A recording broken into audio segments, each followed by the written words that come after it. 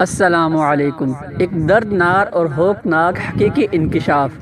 ایک صاحب جو کینیڈین نیشنل ہیں وہ وہاں تدریسی فرائض انجام دے رہے ہیں، اب پاکستان واپس شفٹ ہونے کے لیے کوشاں ہیں۔ ان سے جب اس کی وجہ دریافت کی تو ان کے انکشافات انتہائی خوفناک تھے۔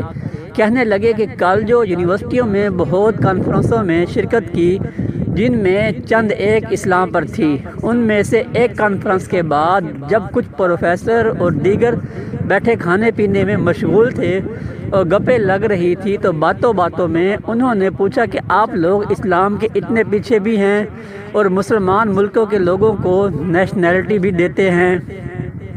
تو ایک پروفیسر بولا کہ ہم مسلمانوں کو نیشنلٹی دیتے ہیں اور وہ یہاں آتے ہیں، ہماری خدمت کرتے ہیں اور اس کے بدلے معاوضے کو اپنا اعلیٰ کیریئر مانتے ہیں۔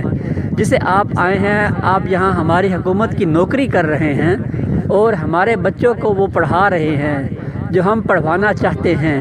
اس کے بدلے آپ کو اچھی تنخواہ ملتی ہے، آپ فیملی سمیت اچھی زندگی گزار رہے ہیں، جو پیچھے آپ کے دیگر لوگوں کے لیے بڑی کشش رکھتی ہے۔ ان میں سے بہت سے ہماری نوکریوں کے لیے تیار ہو رہے ہیں۔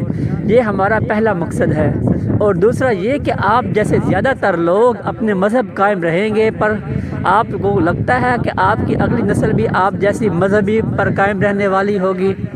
ہمارے اندازے کے مطابق یورپی اور امریکہ کینیڈین آنے والے 70 سے 75% مسلمان اپنے عقیدے پر کسی نہ کسی طرح قائم رہتے ہیں، پر اگلی نسل اسلام پر قائم رہنا صرف 20 سے 25% رہ جائے گا، اور اس کے بعد سب نام کے ہی مسلمان ہوں گے، اور ایسا لیبر مسلمان جو ہم بنانا چاہتے ہیں۔ اس لیے ہماری نظر تم لوگوں کو تیسری اور چوتھی نسل پر ہے جو صرف نام کے مسلمان ہوں گے، بلکہ اصل اسلام اور مسلمانوں کے دشمن ہوں گے، جو کفار کے حق میں مسلمانوں کے خلاف دلائل دیتے ہیں اور ذہن سازی کرتے نظر آئیں گے۔ پہلا مقصد ہمارا اعلیٰ تعلیم، دماغوں کو اچھے کیریئر کا لالچ دے کر اپنا غلام بنانا۔ یہ کیریئر ہماری نوکریوں کے بدلے میں کوئی مفت میں نہیں۔ دوسرا مقصد تمہاری نسلوں سے اسلام کو نکالنا اور لیبر اسلام کو لانا ہے۔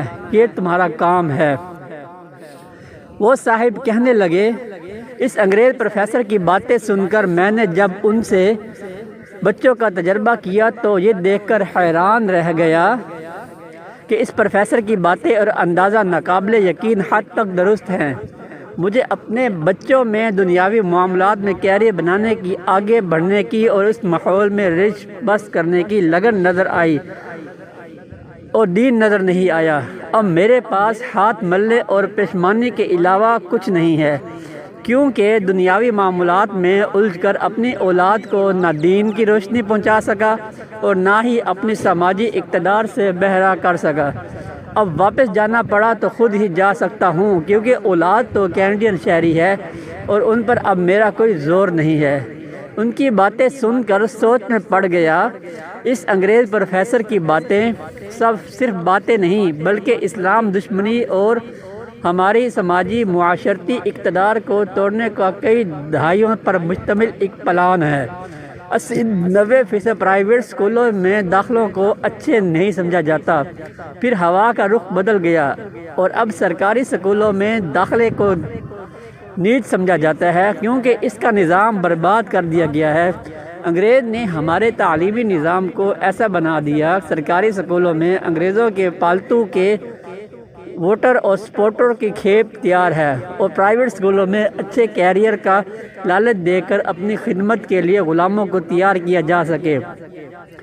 ان غلاموں کے ذہنی میں نقش ہو کہ انگریز اس سے افضل ہے۔ آج کل کے حالات میں اپنی استطاعت کے مطابق بچوں کو اعلیٰ تعلیم دلوانا بہت ضروری ہے، پر ان پر نظر رکھنا کہیں کوئی غلط عقیدہ یا نظریہ تو ان کے دماغوں میں نہیں جا رہا، یہ بھی بہت ضروری ہے۔ ان کو ذہنی تعلیم دلوانا ہم پر لاگو ہے۔ سکولوں، کالجوں، ان کی دینی تعلیم و تربیت کا بندوبست کرنا اشد ضروری ہے۔ ہماری بدقسمتی ہے کہ ہمارا تعلیمی نظام اشرفیہ اور یہود النصارہ کا غلام تو تیار کر رہا ہے، مسلمان تیار نہیں کر رہا، جس کی اخوں کا، حرمت کا، عشق کا ولولہ اور جوش ایمانی کا اظہار۔